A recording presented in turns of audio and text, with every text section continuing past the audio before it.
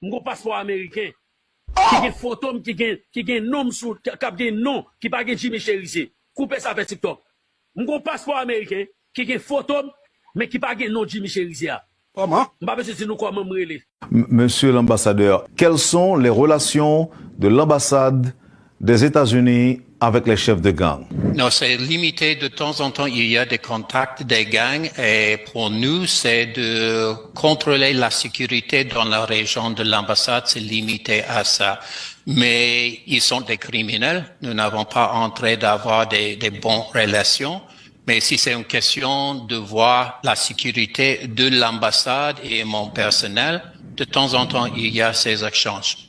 Qu'est-ce que vous leur demandez dans ces échanges-là? Non, par exemple, c'est de voir est-ce que, il y a des actions dans notre région et même dans les derniers jours, l'ambassade et les bâtiments de l'ambassade étaient touchés par les balles, les voitures de l'ambassade étaient touchées par les balles. Alors de voir est-ce que c'est vraiment une attaque contre l'ambassade ou c'est à cause de conflits dans la région. Alors c'est de confirmer les intentions des gangs, mais c'est limité à ça. Nous n'avons pas entré d'être le point de contact avec les gangs. Très bien. Monsieur l'ambassadeur, est-ce que quand les chefs de gang doivent recevoir des journalistes américains, est-ce que vous les appelez pour leur demander un cessez-le-feu? Pour moi, nous n'avons pas contrôle de la presse américaine. Depuis longtemps, j'étais préoccupé de voir ces journalistes qui veulent parler avec les membres de gang, les leaders de gang, parce que je pense que ça donne un certain privilège à eux qui c'est pas mérité. Mais en même temps, nous ne pouvons pas le contrôler. J'ai vu avec ce gouvernement, avec les leaders de police nationale, si on fait la comparaison avec l'ancien gouvernement, il y a beaucoup plus de contact avec le public. Quand j'étais ici, quand je suis arrivé en mars, j'ai vu il y avait ces entrevues avec les leaders des gangs. Mais en effet, les leaders du gouvernement n'étaient pas disponibles pour les journalistes, que c'est pas le cas maintenant. Alors pour moi, il y a un certain risque de privilégier de donner en plateforme aux leaders des gangs, mais nous n'avons pas le contrôle de nos journalistes. Qu'est-ce qui change, monsieur l'ambassadeur, dans les relations entre les États-Unis et Haïti aujourd'hui dans la lutte contre les gangs armés? Qu'est-ce qui change? Quelle évolution peut-on observer? Nous sommes engagés au niveau du conseil présidentiel. Je m'excuse, vous êtes toujours à parler? Oui, mais allez-y. Non, je vous écoute. OK, non. Il y a un certain délai de vidéo ici. Non, alors bien sûr, nos activités sont directement liées avec la sécurité, soit dans les contacts avec le conseil présidentiel, soit avec le gouvernement. Nous sommes engagés toujours en termes de nos efforts de renforcer la capacité de MSS, aussi de renforcer la capacité de police nationale. Depuis mon arrivée, il y avait des dizaines de véhicules qui étaient donnés à la police nationale. Nous avons aidé avec les munitions pour eux, avec leur formation. Nous sommes toujours en contact de voir quels sont les gaps de capacité et comment nous pouvons aider. Avec le MSS, je pense que ce que s'est passé à New York avec les réunions de l'ONU et le rôle que à l'époque, président Leblanc, en nom de CPT, a fait l'entrée du gouvernement haïtien d'augmenter la capacité d'opération. Parce qu'ils ont vu, il fait longtemps pour renforcer la capacité. Maintenant, il y a des véhicules de MSS, c'est une opération internationale maintenant. Et il y a des efforts de même renforcer ces capacités. Mais au long terme, quand nous avons vu la réaction des gangs de continuer avec le conflit vers le sud, vers l'est, vers le nord du pays, à Artibonite, ça c'est hors de plan original, de concept original. Et alors, le transfert vers une opération de paix, quand le président Leblanc a dit, et quand c'est constant, avec notre entretien avec le président Voltaire pendant la visite la semaine dernière.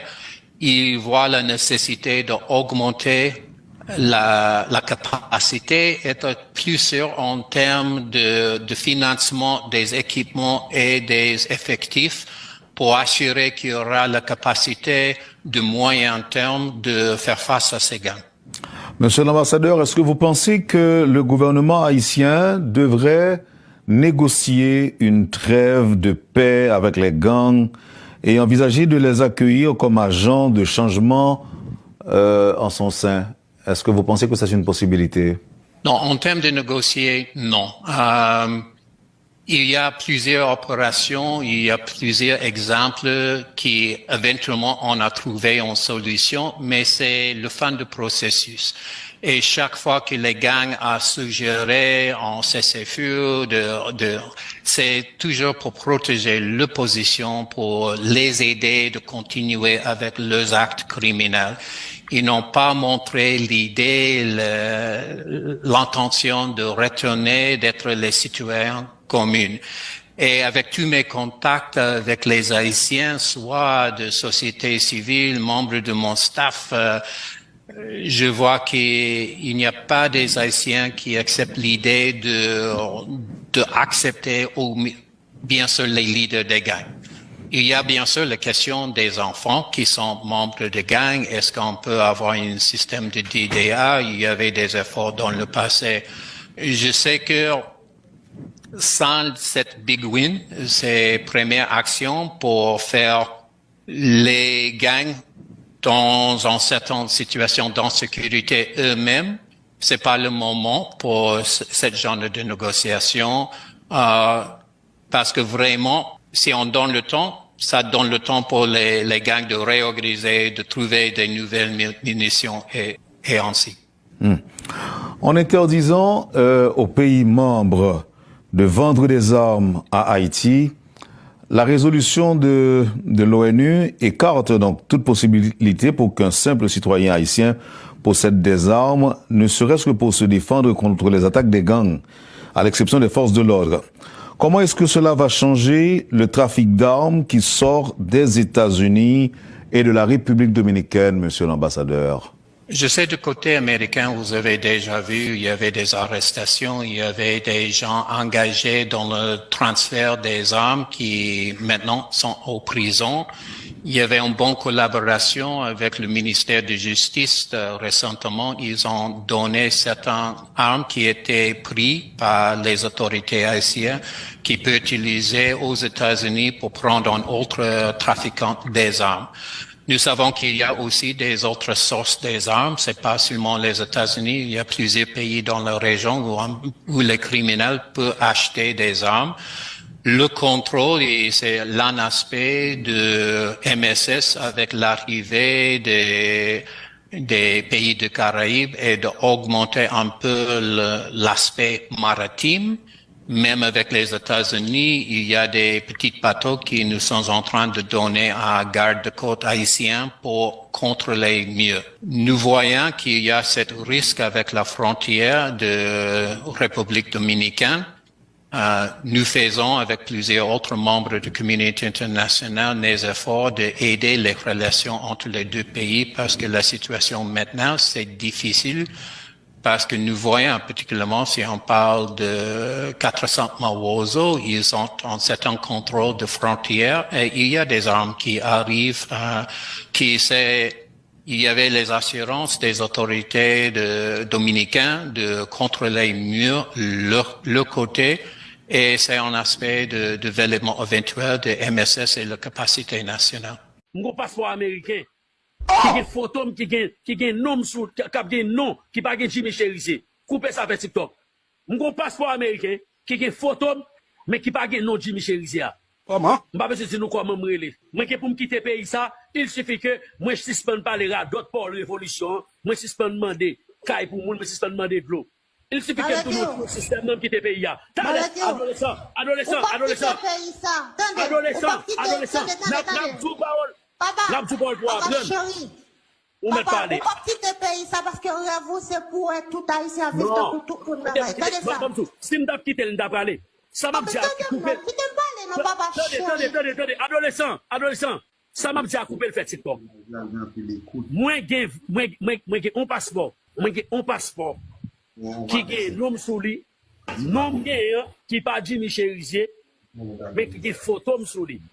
Par contre, si photo à Bab, s'il sent Bab. Mais il y a photo sous lui. Et que, les sous comptoir, les dans le pays, il y a dit welcome home. You are welcome. Adolescent, je passe mon pays non même. Passeport pays m'gen nan même là, les m'entre dans pays ya, les m'vin traverser. Les m'entre dans pays ya, y a seulement dit welcome home. Ah, c'est m'entre la caille moi. M'ka parler de Jimmy Cherizier. M'pa parler de Jimmy Cherizier. M'ka gon nom et anglais, m'ka gon l'autre nom, mais m'pa connaît. Mais m'a rentré dans pays. Est-ce que sous passeport nan m'gen bab, est-ce que m'sant bab, mais passeport là. Mais pour m'gen passeport ça nan même, pour m'ta ka ba nou preuve là. Pour me passer ça, nous pas nous preuve là. Faut me suspendre, fermer jol moi, pour me pas jamais ouvert jol moi parler de révolution encore. Pour me dar passeport ça non même, pour me dar passeport ça non même. Faut me suspendre, à demander de l'eau pour tout le monde. Pour me dar passeport ça non même, faut me accepter ba éviter l'homme. Pour me passeport ça non même, faut me livrer dans moi 100 jours. Ce que Jimmy Cherizier barbecue pas